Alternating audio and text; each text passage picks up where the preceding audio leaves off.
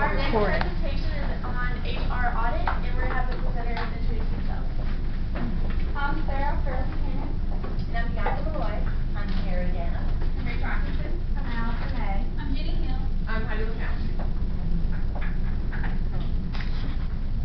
So essentially what HR audit is we kind of get together in a group during the beginning of the semester, and we're paired with companies, and we basically go in and through interviews, email contact, back and forth. We'll ask them questions about their policies, procedures, practices, kind of how they kind of run their business, so to say. And we'll kind of take our HR background and knowledge that we've learned in a variety of classes that we've taken, and kind of analyze and kind of research the way that they conduct their business to make sure that they're following, compliance rules, regulations, making sure, files are being filed correctly, things like that. We'll make suggestions at the end of the year. I know a lot of us went through a popular thing is to go through their handbook, make sure the things that need to be included are included, such as comp and benefits. I know that one of the big things I think was jury duty. I think that a couple of us touched on.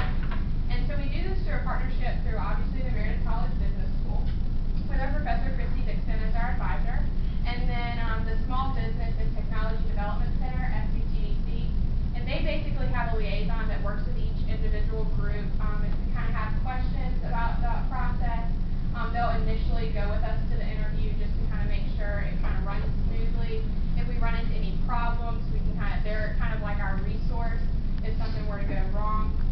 Some of the goals of our HR audit class was not only for us to learn more about HR, kind of utilize the knowledge that we've been given, but also it's not more so an internship, but it's a time that we can just really be thrown out into the real world. It's something that HR professionals do as a employee of their company. And so a lot of these companies don't have that, so we kind of offer that as a beneficial thing for them to make sure that if they are audited, they are kind of following those rules and regulations. And I already kind of touched on the process. So that's essentially what it was. Okay, last semester, Allison and I worked with a company in the IT industry, and we came across a few problems and concerns. One was dealing with their company policies. They had some policies where the verbiage was not clear, so we weren't exactly sure what they were asking from their employees. Also, they had some policies that they didn't include in the handbook, but we felt they needed to. For example, they allowed their employees to bring guns to work, but there was no, but there was no policy dealing with guns in their handbook at all. We also came across the problem of they had a lack of information for present and past employees. For example, for past employees, there were some who didn't have an employee file. There were some who didn't have an I-9. So we had to help let them know that that's some information that could be useful in the future. For the challenges that we faced, this company did not have an HR department, nor did they have an HR manager. We worked with a guy who dealt with HR, accounting, and finance. So he was all over the board. So needless to say, he did not have an HR background. Also during this time, another challenge we faced was they were trying to replace the guy that we were working with. So halfway through the audit, we had to go over again what our purpose was. Like here's our suggestions. We had to keep her updated on what we were working on. So it was a big challenge for us. So the stuff that we suggested to them and the stuff that we've done, first we ordered employment law posters. They had these posters, but they were out of date, so we had to give them new ones. We also revised their employee handbook. We looked and their format was not, it didn't flow together, so we actually redid the whole handbook, and we compared it with companies that we worked with as well as online on the SHRM website. We looked at policies on that website to compare and try to figure out what we need to include and what we don't need to include. We also performed an I-9 audit, which is where we looked at the forms, the I-9 forms, make sure they were filled out correctly. We made sure they kept them for 3 years after they were hired or a year after termination, whichever was longest. We also suggested necessary information. For example, we suggested that they keep the I-9s and the employee files as long as necessary, as well as we told them that they needed to create a spreadsheet to keep up with employees, their hire date, their termination date, just different things that they might need to know in the future. The next company Jenny and I are working with this semester actually is in the healthcare industry. And Obviously, first, as we have already talked about, we went in, we did a company audit, and looked at where the company needed our help the most. The main thing we have been working on is going through employee files to look at documents, making sure that they don't have inappropriate documents in their employee folders, such as I-9s, because they do have to be kept separate. And we have also been going through credentialing files. Because this is in the healthcare field, they obviously have a lot of doctors that work for them. So we go through the doctors' credentialing folders and make sure they have all of their necessary information about courses they've taken and things like that to make sure everything is on file just in case something happens. The challenges we have faced, the HR manager that we are working with is new to the company and also new to the healthcare industry in general. So she doesn't know a lot of the information that does need to be in credentialing folders. And so we are learning along with her about what types of information we need to get from those doctors and what we need to make sure is there. We have also run into some roadblocks because we've been doing some busy work just because there's so much that she needs to have done because she's new. So we've had to reset expectations occasionally to make sure that we are getting a benefit as students and she is getting the benefit as the employer. Suggestions that we have made, like I said, we've gone through and we've reviewed employee files. We've made sure that we separated information that shouldn't be in the employee files and that we've obtained information that was missing from their files. And for the review of the credentialing files, we actually have a checklist that we have to go through and check off different things that have to be in the doctor's credentialing folders. We are also in the process of conducting an I-9 audit, which this company has a 300% turnover rate. So their I-9 folder is gigantic. So we are in the process of going through that. On the I-9s, we look to make sure the appropriate signatures are there, the appropriate dates are there, and the appropriate information is in each column as it should be. Bianca and I audited a home health care provider, and some of the problems and concerns that we found were that they did not mention the Age Discrimination and Employment Act within, and they have over 60 employees, so we felt that was important because, over 20 employees, you have to, the employee needs to know that at, 40 and or older, that they have rights. Also, the Family Medical Leave Act was not included, or was briefly mentioned, and also they put down 8 weeks, which by law is 12 weeks, that needed revision. Overtime also, they were not aware that they mentioned in their employee handbook that they did offer overtime, but they don't pay their employees overtime actually. So that was a big no-no right there. Also, progressive discipline policy was needed within because they had a little bit of discrimination going on with what they had within their policy. Some of the challenges that I found were stressing the importance of the compliance with rules and regulations. Just going through different scenarios like their overtime. If an employee had found out, they would be probably taken to court. And also some suggestions that were made were that they needed to update their employee handbook, for the overtime and for the discipline policy discrimination clause that they had in there. Also revision of benefits overview, which because of the Obamacare, they did not offer their employees benefits in the beginning, so now they will have to update that.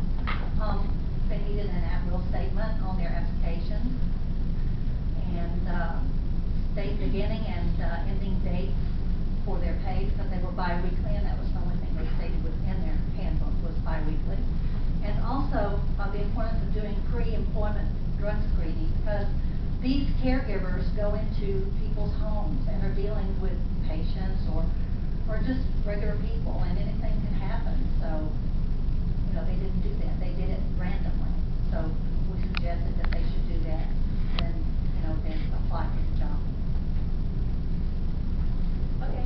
Again, I'm Bianca Malloy, and the company that me, Carrie, and Sarah have worked on in the past was a manufacturing company, which is actually one of the #1 leading small medical device manufacturers, and they do this through using robots. And there are 2 things that were presented to us during our audit. One in particular was the smoking on the facility. The owner of this company, and as well as the general manager, because they felt like they had a private business, they could smoke freely throughout the environment. There was no designated smoking area, so anytime you go into the office, it smelled like smoke. So the GM was concerned because there were a few customers that had been complaining about that, but she just wanted to know whether or not that would be some kind of HR compliance issue. And come to find out, it was actually more so of an OSHA regulation. As an employer, whether you are a private sector or public sector, it's very important that you provide certain air quality standards for your employees. So because of that, we encourage them to ensure that they have a designated area somewhere, not like where you have customers coming in and out of your door, that they could go and smoke in private without it disrupting the air quality within the building.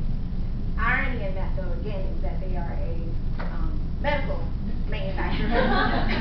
They are a medical manufacturing facility, so it's kind of like, I know you got a clean room, but what are you saying about your brand? Another thing that we found most interesting was that they would bring all of their interns in as contract workers instead of as employees.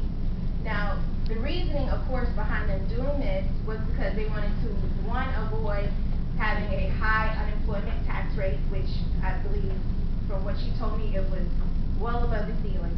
And she was trying to get a hold on that and control it.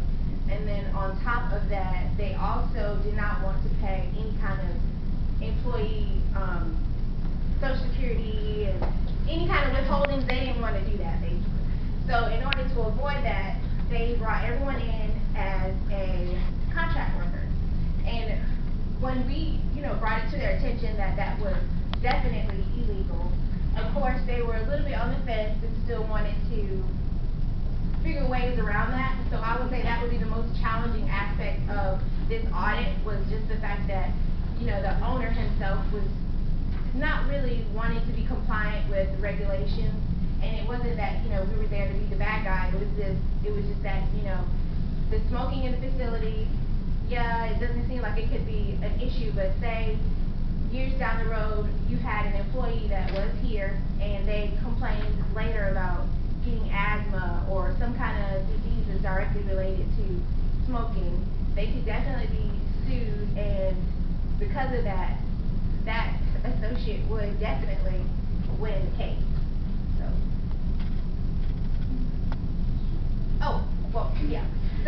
So designate the smoking area was one of the suggestions, and the second suggestion again was to hire the employees no longer as interns, but or hire interns as employees instead of contract workers. And yeah, that's what it is. So a current company that we actually just started a week or so ago, me, Carrie, and Bianca, was a research-based clinical practice. With this research clinical practice, they came to us with what they wanted first, and then we kind of built on that as to what we saw that they needed. First thing that they wanted was a jury duty policy.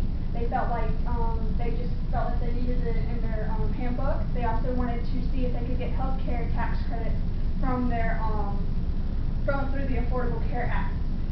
They also wanted just some tips on like HR best practices for their actual industry. We also saw that they didn't have any formal applications, and on top of that, their action plan was in the gray area. They kind of started it, but they didn't really do all of it. So some of the challenges that we are going to face is the action plan, getting them on board, trying to get them to complete the actual action plan. They also have a very laid-back environment. They deal with children. Their disciplinary actions are going to be a problem because they're growing as a company, so they can't really do a one-on-one with their customers anymore. They're going to have to come up with a disciplinary policy. So what we're going to go into suggesting is developing policies for this company, properly implementing an action plan, as well as suggesting using applications for FISA disciplinary actions as well. All right, and Rachel and I this semester have worked with a physical therapy company problems and issues that we encountered with them are outdated policies, procedures, and their employee handbook. The file room and personnel records compliance was not up to speed. You've heard from different groups that there are different files, different forms can be different files, and right now they're on one, so we're going to work on that. And they also asked us for information on fraud, waste, and abuse. Because they are in a medical field, there's a lot of compliance issues with that, so we're providing some of that information. One of the challenges, the business manager and office manager have both been hired within the last 2 years. They seem to have a good relationship, but they're not up to speed on what they should be doing on a daily basis. So what we're doing right now, we're developing a new handbook. We sliced and diced 2 different publications, and we've created a much more streamlined employee handbook that keeps a lot of the business aspect out of what the day-to-day employee needs to know. We're investigating the fraud, waste, and abuse policies, and we're recommending policies to include such as the at-will statement, because North Carolina's at-will, where you can be fired for no reason. That's not discriminatory. So. And then our conclusion is we're connecting classroom and tech learning to the real world with the company for guidance and advice. Of course, you can hear that we've encountered a lot of different issues with a variety of companies. It has given us exposure to a variety of organizations, and hearing each of us talk about, the different areas has enlightened us on different HR aspects of healthcare and manufacturing and whatnot. We feel like we've been able to give helpful feedback, even though we're students. They have been listening to us and taking our advice, and gained experience with talking to organization leaders, executives,